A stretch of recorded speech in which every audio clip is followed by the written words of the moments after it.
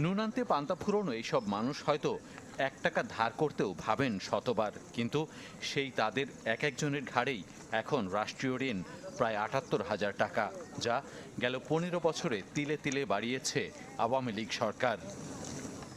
বাংলাদেশ ব্যাংকের হিসাবে দেশীয় উৎসে সরকারের মোট ঋণ ৫.৫ লাখ কোটি টাকা, আর বিদেশি উৎসের কাছে দেনা আরও অন্তত $৭২ বিলিয়ন বা ৮.৫ লাখ কোটি টাকা। সব মিলিয়ে সোয়া ১৩ লাখ কোটি টাকার এই ঋণ জিডিপির সোয়া ২৬%। আর মাথাপিছু হিসেবে এই অঙ্ক গেল ১.৫ দশকে বেড়েছে ৫.৫ গুণ। যেই পরিমাণ ঋণ নিয়েছি সেটা প্রয়োজনের চেয়ে বেশি, কারণ এখানে দুর্নীতিকেও ঋণ নিয়ে অর্থায়ন করা হয়েছে। সামাল দেওয়াটা এখন কঠিন। সেখানে আপনার এই রাজস্ব আদায় বৃদ্ধি করা, আর যেই কারণে অতীতে অযৌক্তিকভাবে ঋণের চাপ